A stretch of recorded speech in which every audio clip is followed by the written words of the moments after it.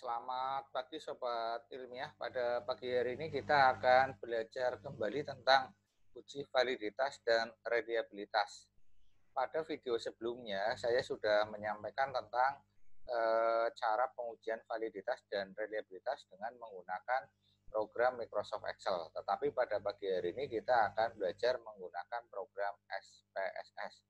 Namun sebelum kita masuk ke tutorial, saya akan jelaskan secara singkat tentang pengujian validitas dan reliabilitas. Uji validitas itu adalah digunakan untuk mengukur sejauh mana ketepatan dan kecermatan suatu alat ukur untuk mengukur apa yang seharusnya diukur. Misalnya, kita akan mengukur tentang kepuasan pelanggan. Maka indikator-indikator yang digunakan harus benar-benar dapat memberikan informasi tentang kepuasan pelanggan. Suatu alat ukur yang valid tidak hanya sekedar mampu mengungkapkan data yang tepat, namun juga harus mampu memberikan gambaran yang cermat mengenai data tersebut. Jadi syaratnya ada dua, di samping tepat juga cermat. Misalnya kita akan mengukur berat anting emas. Kalau kita menggunakan timbangan, itu saya rasa sudah tepat karena timbangan digunakan untuk mengukur berat. Tetapi itu belum cermat. Oleh karena itu timbangan tidak dikatakan valid untuk mengukur anting emas yang sangat kecil. Pengukuran validitas itu bisa dilakukan dengan dua cara, yaitu cara validitas eksternal. Validitas eksternal, suatu instrumen dikatakan valid secara eksternal jika data yang diperoleh sesuai dengan informasi lain mengenai variabel tersebut, sehingga harus kita korelasikan dengan informasi lain. Apabila korelasinya signifikan dengan informasi lain, maka dikatakan valid. Tetapi ini akan repot karena kita akan mengumpulkan, dalam penelitian mengumpulkan dua data minimal sebagai pembanding. Kemudian yang berikutnya adalah validitas internal. Validitas internal bila terdapat kesesuaian antar bagian-bagian instrumen dengan instrumen secara keseluruhan. Artinya instrumen itu sesuai dengan bagian-bagian dari yang lain. Untuk validitas internal itu bisa dilakukan dengan cara menggunakan analisis faktor, yaitu dilakukan dengan cara mengelompokkan item pertanyaan yang menjadi beberapa variabel menggunakan analisis faktor. Ini nanti akan kita bahas pada pertemuan yang berikutnya. Kemudian yang berikutnya adalah analisis butir. Analisis butir dilakukan dengan mengkorelasikan item pertanyaan dengan jumlah seluruh item pertanyaan. Jika korelasi antara item pertanyaan dengan jumlah seluruh item pertanyaan signifikan dan positif, maka dikatakan valid. Cuma yang mungkin menjadi pertanyaan saudara, ini saya ada ilustrasi contoh uji validitas internal. Ujilah apakah instrumen berikut valid untuk mengukur kepuasan pelanggan atas pelayanan supermarket ABC. Instrumen yang pertama, apakah pelayanan supermarket ABC telah sesuai dengan yang Anda harapkan? Instrumen yang kedua, apakah Anda secara umum puas atas pelayanan di supermarket ABC? Yang ketiga, apakah Anda bersedia untuk berbelanja kembali ke supermarket ABC? Yang keempat, apakah Anda bersedia merekomendasikan kepada orang lain untuk berbelanja di supermarket ABC? Yang kelima, apakah Anda senang olahraga tinju? Di antara 5 item pertanyaan ini, mana yang tidak valid? Saya rasa saudara akan menjawab item yang kelima. Mengapa? Mungkin saudara akan menjawab karena item pertanyaan yang kelima, tinju, tidak ada kaitannya dengan masalah kepuasan pelanggan. Ya betul.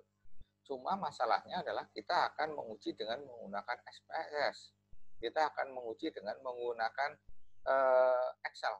Apakah Excel tahu kalau tinju itu tidak ada kaitannya dengan pelayanan? Kan nggak tahu. Tetapi mengapa itu kita percaya bahwa SPSS dan Excel bisa digunakan untuk menguji validitas?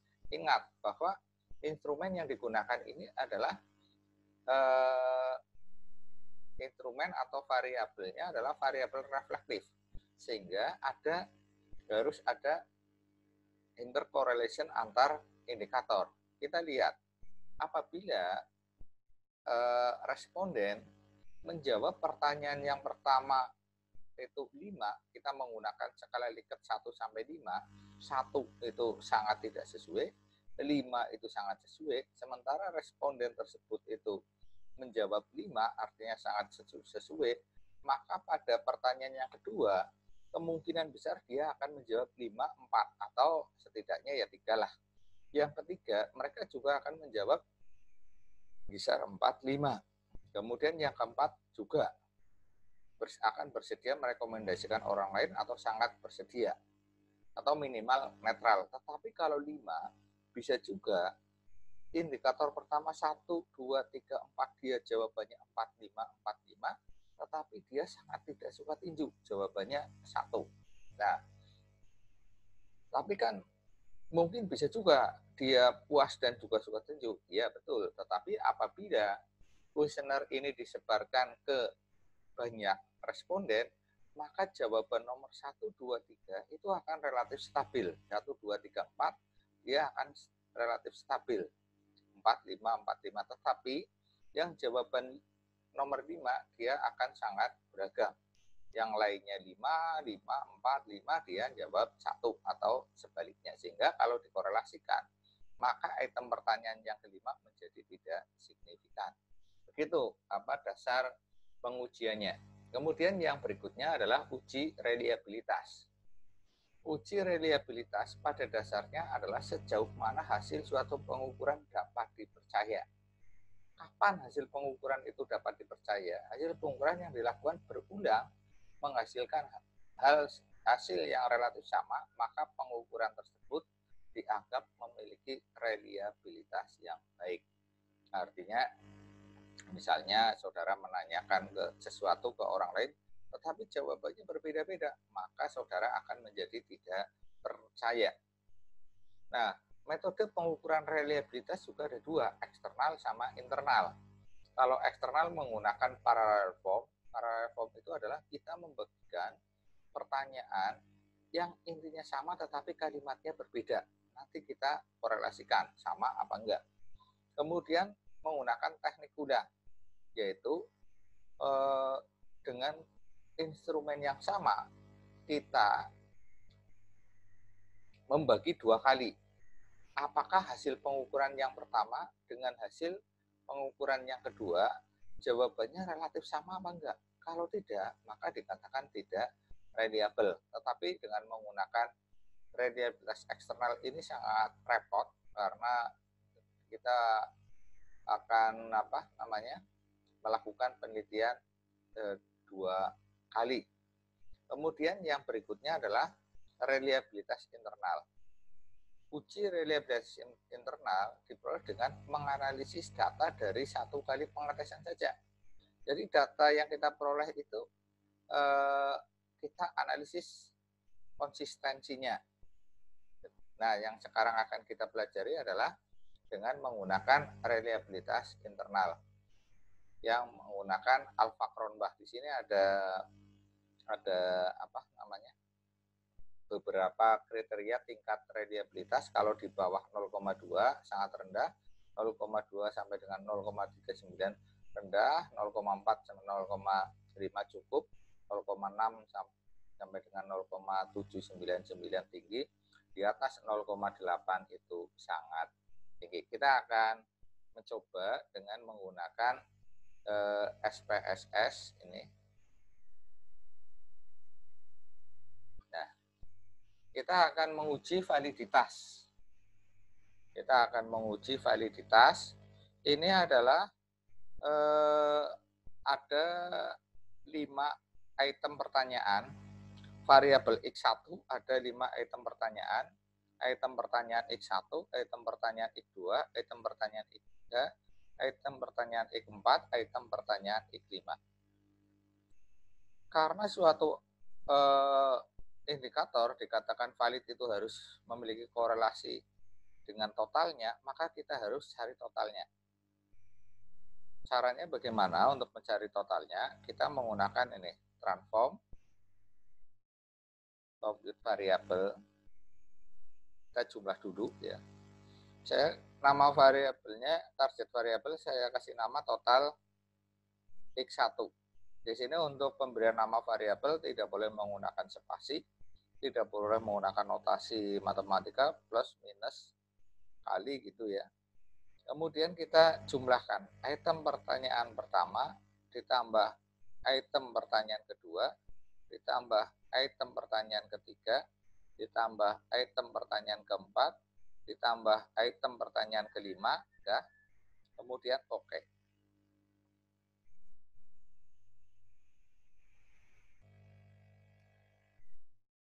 Nah, kita lihat outputnya di sini. Di sini sudah ada tambahan variabel baru total X1. Total X1. Total X1 sudah ada. Kemudian kita korelasikan. Analyze, correlate, bivariate. Kita masukkan X1, X2, X3, X4. Nah, di sini. Kemudian ini menggunakan Pearson, kemudian one tail. Kenapa one tail? Karena syaratnya signifikan dan positif. Jadi satu ujung. Kemudian oke.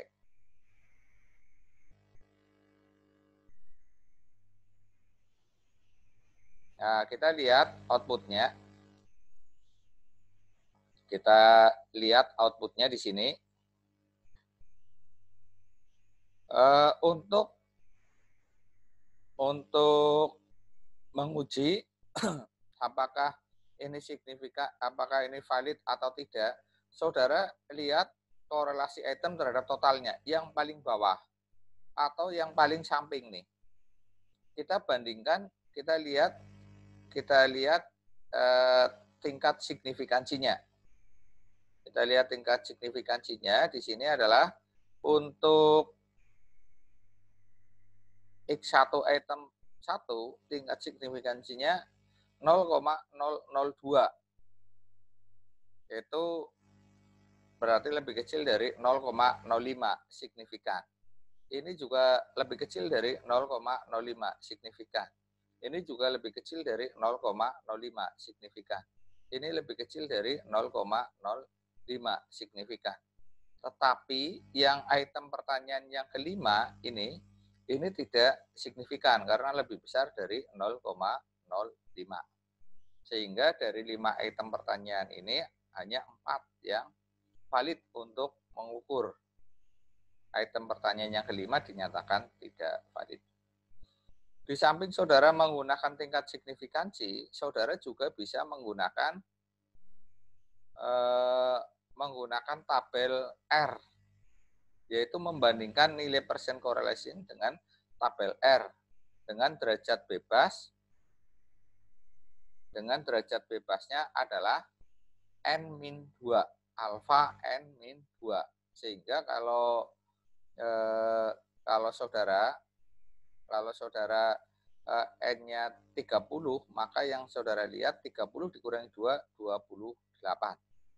Tetapi apabila tabel R-nya saudara dimulai dari angka 3, maka tidak perlu dikurangi 2 karena tabel R tersebut sudah dikurangi dengan 2, sehingga saudara langsung melihat di angka 30. Kalau dilihat ini menggunakan tabel R, menggunakan tabel R itu nilainya adalah 0,361. Jadi cara melihatnya pada tabel R ke samping di sini adalah 0,05. Kemudian ke bawahnya ini adalah 28. Nah, ini 28, maka di sini akan ketemu angka 0,361. 0,361 apabila di sini tabelnya mulai dari angka 1. Tapi kalau tabelnya di sini dari mulai angka 3, saudara langsung lihat saja pada angka 30, nggak usah dikurangi 0, nggak usah dikurangi dengan 2. Ketemunya akan sama 0,361. 0,361 sama saja. Nah, sehingga simpulannya kalau saudara menggunakan tabel R atau menggunakan tingkat signifikansi juga sama. Nah, itu adalah uji validitas. Kemudian yang berikutnya, kita akan menguji reliabilitas dengan menggunakan Cronbach alpha. Caranya bagaimana? Caranya ini analisis, ya. Kemudian scale, reliability analysis. Kita masukkan aja X1, X2, X4. Loh kok X5-nya tidak? X5-nya tidak karena tadi sudah dinyatakan tidak valid sehingga dikeluarkan dari analisis. Kita masukkan, kemudian oke. Nah, yang kita perhatikan adalah pada nilai Cronbach alfanya. Cronbach alfanya di sini ketemu 0,637. Lebih besar daripada 0,6 sehingga dinyatakan reliable. Tadi sudah dijelaskan ada beberapa tingkatan itu ya. Kalau di atas 0,2 maka rendah dan sebagainya. Di atas 0,6 sampai dengan 699 itu tinggi, di atas 0,8 sangat tinggi, sehingga ini lebih besar dari 0,6 sehingga dinyatakan reliable. Nah, begitu cara untuk melakukan uji validitas dan reliabilitas. Penggunaan uji validitas dan reliabilitas dengan menggunakan SPSS ini banyak digunakan dibanding dengan menggunakan Microsoft Excel. Tetapi saya merasa perlu untuk menyajikan dengan menggunakan Microsoft Excel agar saudara tahu dasar-dasar perhitungannya. Jadi kemarin sudah kita sampaikan cara untuk menghitung korelasi produk momen, kemudian perhitungan alfa Cronbach-nya gitu ya. Sekarang kita tinggal menggunakan SPSS-nya saja. Saya rasa itu tutorial pada pagi hari ini. Terima kasih atas perhatiannya dan mohon untuk komentar serta subscribe-nya. Mudah-mudahan bermanfaat. Wassalamualaikum warahmatullahi wabarakatuh.